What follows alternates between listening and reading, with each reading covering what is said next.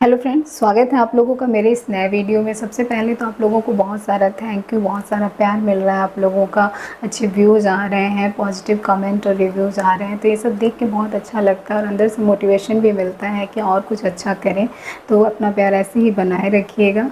आगे वीडियो को शुरू करते हैं। तो आज हम लोग बात करेंगे प्री एनेस्थीसिया चेकअप के बारे में। जब भी किसी की सर्जरी प्लान होती है तो डॉक्टर उन्हें सबसे पहले पीएसी यानी कि प्री एनेस्थीसिया चेकअप कराने की सलाह देते हैं।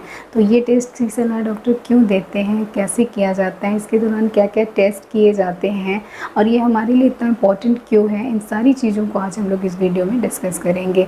प्री एनेस्थीसिया चेकअप, प्री मतलब पहले, एनेस्थीसिया मतलब बेहोशी, चेकअप मतलब जांच। तो नाम से ही पता चल रहा है कि बेहोशी से पहले की जाने वाली जांच। तो इस जांच से डॉक्टर ये अंदाज़ा लगाते हैं कि जिन पर्सन की सर्जरी करनी है वो सर्जरी के लिए फ़िट है या नहीं, उन्हें एनेस्थीसिया दिया जा सकता है या फिर नहीं दिया जा सकता है, और वो कितना एनेस्थीसिया बर्दाश्त कर सकते हैं, कितना वो पेन बर्दाश्त कर सकते हैं। इसके अलावा पोस्ट ऑपरेटिव यानी कि ऑपरेशन के बाद जो पेन का मैनेजमेंट होता है उसके भी काफ़ी ये हेल्पफुल साबित होता है। तो वीडियो को आगे बढ़ाने से पहले हम लोग जानते हैं सबसे पहले कि एनेस्थीसिया कितने तरह का दिया जाता है। सबसे पहले जनरल एनेस्थीसिया। इस एनेस्थीसिया में आपकी पूरी बॉडी को नम कर दिया जाता है, पूरी बॉडी, आप पूरे नींद में रहते हैं, इससे बिल्कुल भी पता नहीं चलता है, कोई भी बॉडी में स्टिमुलेशन होता है पता नहीं चलता है। दूसरा होता है रीजनल एनेस्थीसिया। इस तरह के एनेस्थीसिया में जिस बॉडी पार्ट की सर्जरी करनी होती है सिर्फ वहीं का जो एरिया है उसको नम किया जाता है, शून्य किया जाता है। जैसे सिजेरियन सेक्शन के दौरान रीजनल एनेस्थीसिया का यूज किया जाता है। तीसरा है प्रोसीजर एनेस्थीसिया। इसको जब किसी को छोटे मोटे प्रोसीजर करने होते हैं जैसे एंडोस्कोपी, कोलोनोस्कोपी, ईआरसीपी, तब एनेस्थीसिया दिया जाता है। अब जानते हैं कि क्या क्या टेस्ट होते हैं और डॉक्टर आपसे क्या क्या सवाल पूछते हैं। तो सबसे पहले तो आपसे आपके चीफ कंप्लेंट को जानते हैं कि आपको क्या परेशानी हो रही है, आपकी सर्जरी क्यों पोस्ट की गई है और किस पार्ट की आपकी सर्जरी करनी है।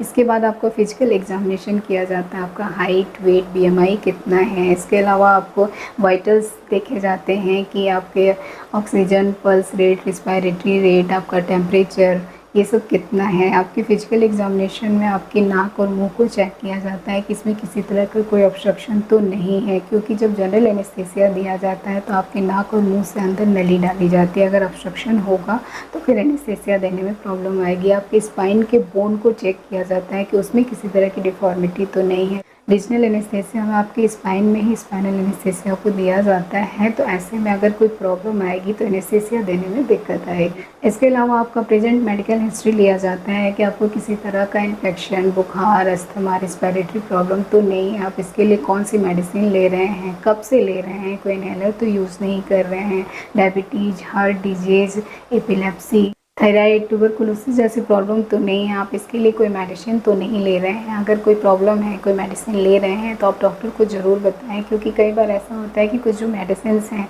बेहोशी के लिए जो आपको दवाएं दी जाती हैं उसके साथ रिएक्ट कर सकते हैं। तो ये सारी जानकारी आप डॉक्टर को सही सही बताएँ। इसके अलावा अगर आपको किसी ड्रग से एलर्जी है या फिर आप अल्कोहल लेते हैं, स्मोकिंग करते हैं, कोई ड्रग एब्यूज़ है, तो ये भी आप डॉक्टर को बताएँ। अगर आप किसी भी तरह का ब्लड थिनर ले रहे हैं तो इसकी जानकारी डॉक्टर को होनी चाहिए, और सर्जरी से कुछ दिन पहले आपके ब्लड थिनर को रोकने की सलाह दी जाती है ताकि सर्जरी के दौरान कोई कॉम्प्लिकेशन ना आए। डॉक्टर आपसे पूछ सकते हैं कि आपकी पहले किसी और तरह की सर्जरी तो नहीं हुई है, और अगर कोई सर्जरी हुई है तो उसमें बेहोशी के दौरान आपको किसी तरह की कोई प्रॉब्लम तो नहीं आई थी। आपसे ब्लड ट्रांसफ्यूजन की हिस्ट्री भी पूछी जा सकती है कि पहले आपका कभी कोई ब्लड ट्रांसफ्यूजन तो नहीं हुआ था, अगर हुआ था तो क्यों हुआ था, कब हुआ था, और ब्लड ट्रांसफ्यूजन के दौरान किसी तरह की कोई रिएक्शन की हिस्ट्री तो नहीं है। आपको ऑब्स्ट्रक्टिव स्लीप एपनिया की प्रॉब्लम तो नहीं है, आप सीपैप मशीन तो यूज़ नहीं करते हैं, या फिर अगर आपने कोई डेंचर लगवाया है तो ये भी डॉक्टर पूछ सकते हैं।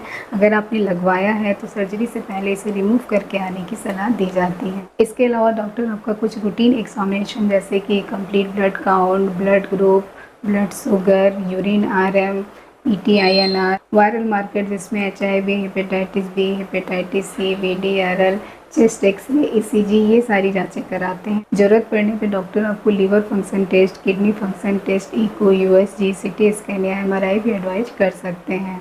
अगर सब कुछ नॉर्मल आता है, कोई प्रॉब्लम नहीं आती है, तो डॉक्टर आपको एक फ़िटनेस सर्टिफिकेट दे देते हैं और आपकी सर्जरी की डेट प्लान कर ली जाती है। लेकिन अगर कोई मेडिकल प्रॉब्लम आती है तो डॉक्टर पहले उसे ट्रीट करने की सलाह देते हैं, उसके बाद आपकी सर्जरी प्लान होती है। इस टेस्ट का मेन एम पेशेंट की सेफ्टी और कम्फर्ट है, तो इससे आपको डरना नहीं है। जब भी आपको डॉक्टर सलाह दे रहे हैं कि आपको प्री एनेस्थीसिया चेकअप कराना है, तो आप उसे आराम से कराइए। यह आपकी सेफ्टी के लिए ही है, तो जितनी ज़रूरी सर्जरी है उतना ही ज़रूरी प्री एनेस्थीसिया चेकअप है।